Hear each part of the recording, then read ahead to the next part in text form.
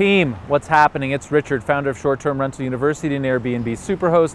Today I want to talk to you about the basic principles of 1031 exchanges and why they are so important and amazing. So let me just start off by saying I'm not a lawyer and I'm not an accountant and I'm not a 1031 specialist. Before you entertain doing anything that we talk about in this video, please seek professional guidance. I'm just here to give a basic overview, tell you what it is and why it's so important, and then we're going to actually cover it in much greater depth in the paid subscription. People that are members of the Bachelor's and Master's, we're going to get experts in front of them answering their questions. But if you're not a member, that's totally cool. Just make sure that you seek your own guidance, because I'm not trying to get you to do something that you're uncomfortable with or not knowledgeable about. So for those of you that don't know, 1031 exchange is a legal way to defer capital gains as a result of selling a property. It can be in a variety of asset classes. We're going to focus on real estate and specifically short-term rentals. And basically what it allows you to do is say, I had all of these gains from this investment property, I'm going to sell it, I'm going to abide by the 1031 exchange laws, and I'm going to identify new properties that I'm going to buy, and then there's a calendar. You have to do it within a certain time period. And then if you buy one of those properties that you identified, you pay zero taxes at that point in time.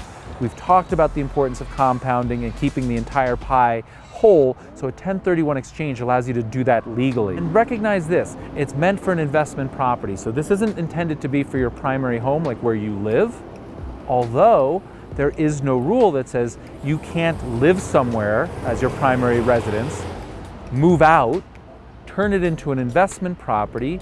Best practice is wait 2 years to then sell it, but you might get paid to do that. And in fact, you could do the personal exemption. You can, I think it's called Section 121.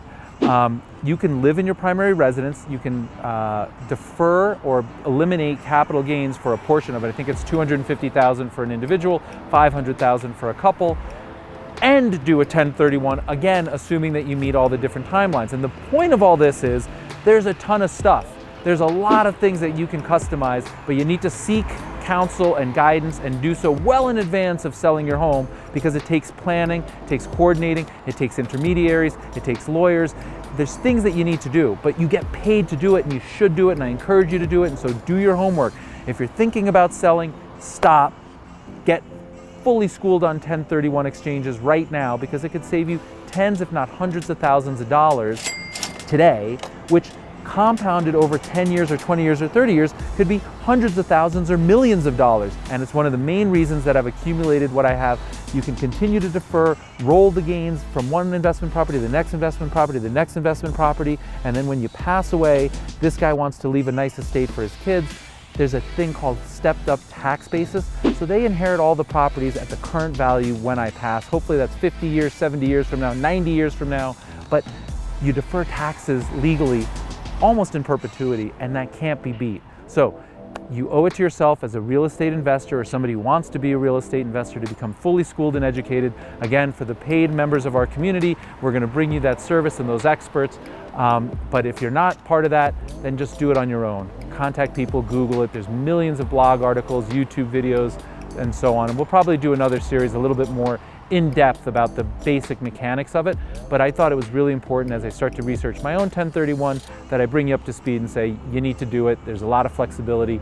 Even though it may not apply cookie cutter to your situation, you might be able to tailor make a situation, custom make a situation, move out and not sell for a couple of years and get paid, tens if not hundreds of thousands of dollars in the form of deferred taxes. So it's really important that you think about it.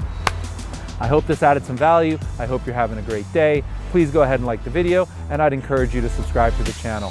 And thank you.